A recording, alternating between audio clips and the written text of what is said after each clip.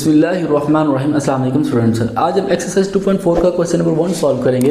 चलिए for part 1 देखते हैं जी। ठीक है स्टूडेंट, अब देखें जी, यहाँ पे माइनस है तो मैंने आपको बताया हुआ है कि जो माइनस होता है उसे हम किस में कन्वर्ट कर देते हैं, डिवाइड में कन्वर्ट कर देते हैं। ठीक है स्टूडेंट, तो चलिए कर देंगे जी। log बेस 2 18/9 हो जाएगा। ठीक है स्टूडेंट, 9 1 द 9 एंड 9 2 द 18। ठीक है, log बेस 2 यहाँ पे भी आ जाएगा और ऊपर भी 2 आ जाएगा। और हमें पता है जब बेस और सामने वाली इक्वेशन बिल्कुल सेम हो, यानी कि बेस और सामने वाली रकम बिल्कुल बराबर हो, बिल्कुल एक जैसी हो, तो किसके इक्वल होता है जी, 1 के इक्वल होता है। और यही इसका आंसर है स्टूडेंट। पार्ट 2 में पास क्या हमने से क्या करना है, इवेल्युएट करना है। ठीक है स्टूडेंट, अब देखें ये प्लस है तो हम किस में कन्वर्ट कर देंगे, मल्टीप्लाई में कन्वर्ट कर देंगे। ठीक है स्टूडेंट, तो हमारे पास हो जाएगा log बेस 2 64 मल्टीप्लाई 2 हो जाएगा। ठीक है स्टूडेंट, अब 64 के हम लोग फैक्टराइजेशन करेंगे। 2 3 the 6 and 2 2 the 4, 2 1 the 2, 2 6 the 12, 2 8 the 16, 2 4 the 8, 2 2 the 4 and 2 1 the 2 हो जाएगा। ठीक है स्टूडेंट, 1 2 3 4 5 एंड 6 है। ठीक है, तो ये हमारे पास आ जाएगा log बेस 2। ठीक है, 2 की पावर 6 मल्टीप्लाई 2 हो जाएगा। ठीक है, बेस सेम है तो पावर आपस में प्लस हो जाएगी।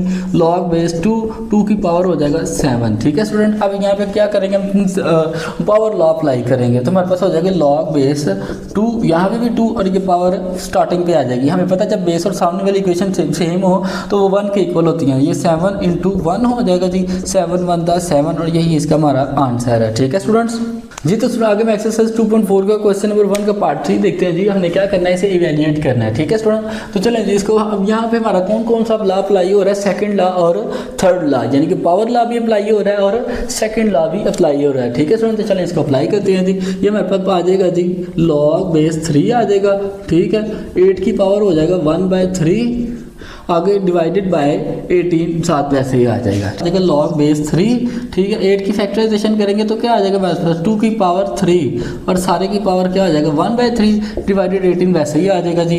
अब 3 से कैंसिल हो जाएगा, log बेस 3। ठीक है जी, तो हमारे पास हो जाएगा 2 की 2 डिवाइडेड बाय 18 हो जाएगा जी। ठीक है student, 2 1 the 2 and 2 9 the 18, log base 3 वैसे ही आ जाएगा जी, 1/9 हो जाएगा ये। ठीक है स्टूडेंट, log बेस 3 वैसे ही आ जाएगा जी। अगर 9 के फैक्टराइजेशन करेंगे तो 1/3 का स्क्वायर हो जाएगा। ठीक है स्टूडेंट, अब यहाँ पे नीचे प्लस का तो ऊपर जाके माइनस हो जाएगी, log बेस 3 साथ ऐसे ही आ जाएगा, 3 की पावर -2 हो जाएगा। ठीक है स्टूडेंट, अब हम यहाँ पे थर्ड लॉ अप्लाई करेंगे, स्टार्टिंग पे आ जाएगी -2 log बेस 3 और ऊपर भी बेस हो जाएगा। हमें पता है जब बेस और सामने वाली रकम बिल्कुल सेम हो जाए तो वो किसके इक्वल होती हैं जी, 1 के इक्वल होती हैं। तो 2 -2 × 1 हो जाएगा जी, 2 1 द 2, तो -2 इसका फाइनल आंसर। अगर समझ आ गई तो कमेंट सेक्शन